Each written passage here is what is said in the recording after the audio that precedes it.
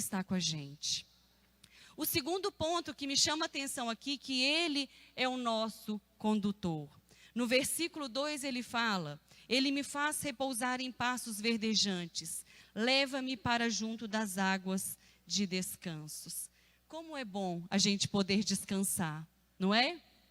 Como é bom a gente poder saber que nós não estamos sós, que nós podemos descansar num Deus tão bom, tão sublime, tão maravilhoso, tão fiel, tão verdadeiro.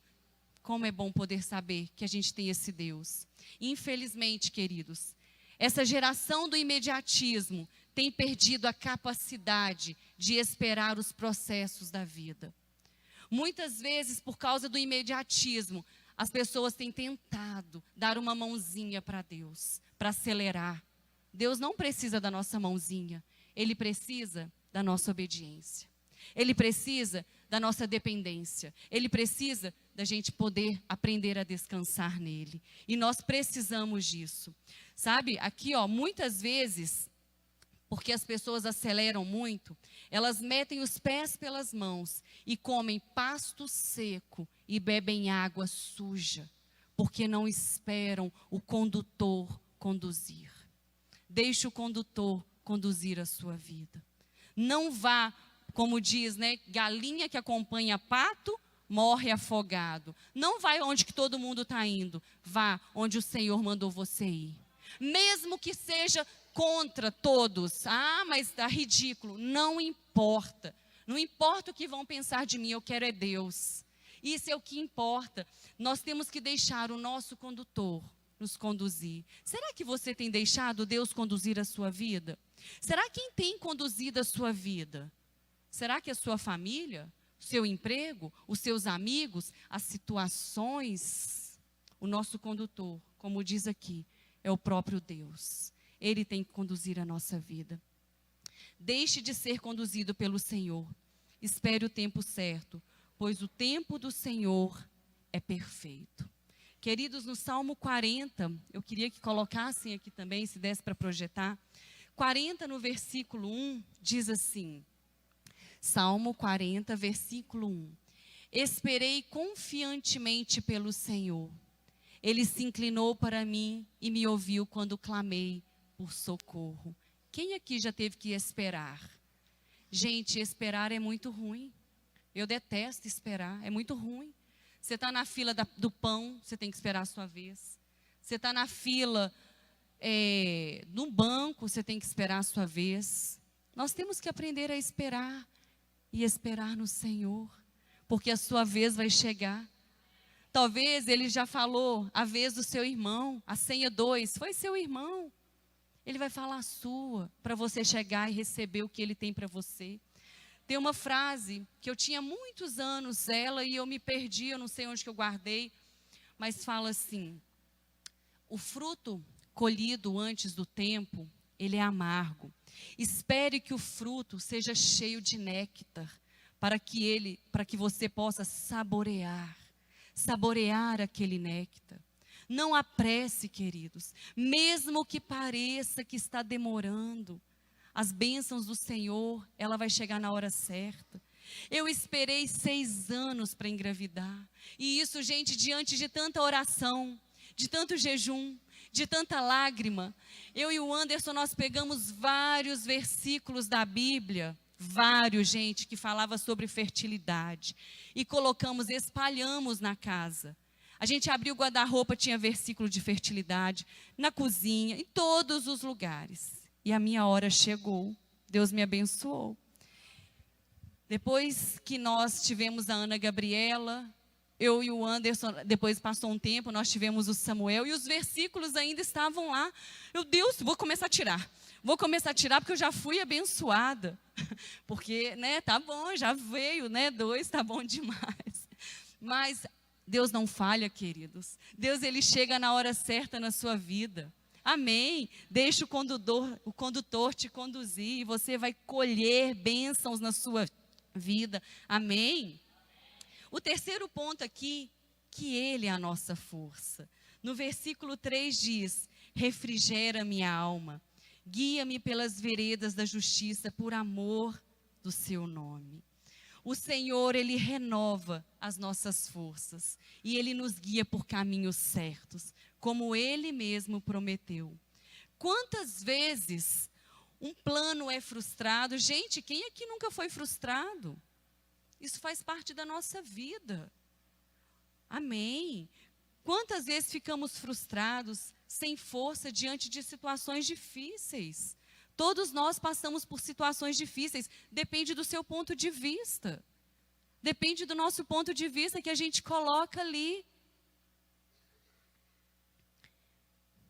Amém? Depende do seu ponto de vista. Para muitas pessoas, a força, queridos, vem da família.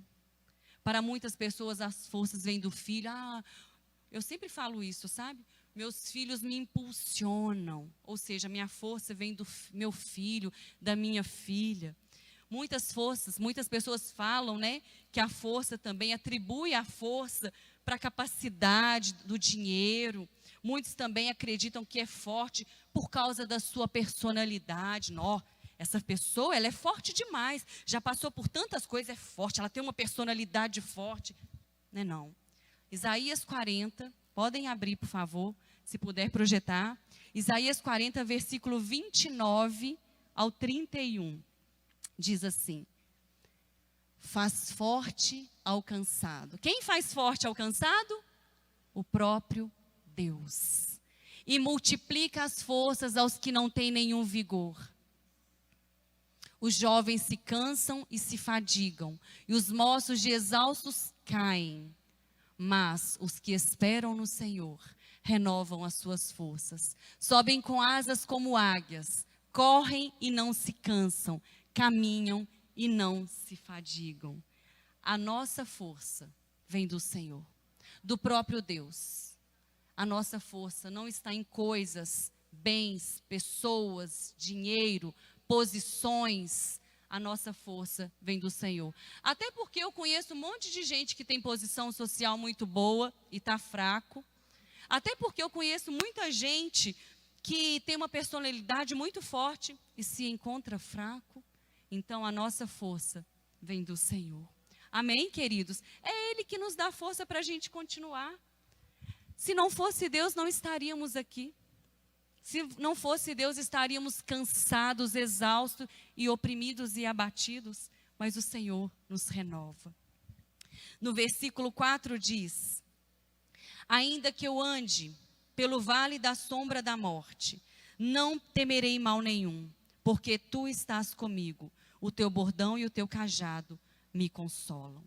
O quarto ponto é que o Senhor é a nossa segurança. Queridos, ainda que eu ande pelo vale da sombra da morte, não temerei mal nenhum. Amados, Deus, Ele tem cuidado de nós nos mínimos detalhes. Se você parar e pensar na sua vida, pare e pensa. Você vai ver o tanto de livramento que Deus já te deu. Gente, a gente pega a estrada como tantos aqui pegam. Tantas vezes na semana, né? A gente pega muita 0,40. Tem coisas que eu vejo e falo assim, é Deus que livrou a gente. Sabe assim, foi Deus. Por um momento eu tinha morrido. Sabe por quê? Porque Ele é a minha segurança. Ele me protege. Gente, nós não entramos no carro sem orar. A gente vai pegar a estrada, a gente ora. Deus acampa os teus anjos nesse carro. Quem já pegou carona com a gente para Lafayette sabe disso. A gente não anda sem orar. Não andamos. Por quê? Porque nós temos que orar. Porque a nossa segurança está no Senhor. E a gente tem que lançar a nossa vida nas mãos dEle. Mas tem um monte de proteção no meu carro, eu estou protegido. Queridos, a nossa proteção vem do Senhor. Você pode estar com um carro blindado. Não sei se vocês viram há pouco tempo numa reportagem, um carro blindado, alguém atirou nele e quebrou o vidro. A nossa segurança está no Senhor. Ele é a nossa segurança. Ainda que a gente ande pelo vale da sombra da morte, não temeremos. Caiam 1.000 ao meu lado, 10.000 à minha direita, eu não serei atingido. Amém, é simples. Mas por que acontece tantas coisas para as pessoas que servem a Deus, tantas coisas ruins? Sabe por quê? Porque a chuva cai para todos. Não é porque nós somos cristãos que a gente, não vai acontecer nada, infelizmente, queridos. Mas é por causa do pecado? Eu estou em pecado? Não. Sabe por quê? Porque chove para todo mundo. Agora a diferença é você lidar com essa situação. Porque você sabe que você está seguro com o Senhor. Amém? Muitas vezes, sonhos são interrompidos, perspectivas humanas encerradas. Porém, o salmista, ele fala assim: não temerei mal algum, pois tu estás comigo. Aleluias! Deus está comigo, Deus está com você. Eu imagino Deus aqui, sabe? Todo o tempo, eu sinto isso. Eu sinto Deus. Eu sinto Deus. E você tem que sentir essa presença pertinho de você, cuidando de você. Às vezes as pessoas dizem, eu sinto meu pai pertinho de mim, mesmo ele não estando perto, sem problema nenhum, mas a gente tem que sentir Deus. Deus está pertinho de mim, cuidando de mim naquelas lutas tantas que eu já passei. Eu estava lá, Deus falando, eu estou com você. Por que você está tão desesperado? Por que você está com tanto medo? Por que você não está confiando em mim? A minha segurança é Deus. A presença de Deus, ela traz segurança e proteção. Ainda que enfrentemos perigos que nos assombram. A Bíblia, queridos, está cheia de acontecimentos de Deus cuidando dos seus. A gente vê Sadraque, Mesaque e Abidnego, que estavam ali para serem mortos. Mas Deus protegeu, porque eles foram obedientes. A gente vê Daniel para ser morto, mas Deus estava ali cuidando dele. Em Deuteronômio, no capítulo 28, diz assim: se atentamente ouvires a palavra do Senhor teu Deus e obedecer, todas as bênçãos te alcançará. Obediência. A palavra diz o quê? Obedecer é melhor do que sacrificar. Às vezes as pessoas não entendem por que Deus está abençoando. Vem cá, Lara, fazendo um favor. Gente, isso é improvisado, viu? Mas tem gente que é tão obediente a Deus, é tão obediente, que Deus faz assim: vamos. E a pessoa está indo com Deus. Aí Deus entra para uns lugares e a pessoa está indo, ela não questiona. E a pessoa continua indo, e vai, e está indo com Deus o tempo inteiro, e está indo. Enquanto outras, Deus está indo para lá, e ela vem. E Deus é um cavalheiro, queridos. Ele vai te dar o que você quer, mas Ele quer que você seja obediente. Aquele que vai com Deus, muito obrigada, Lara.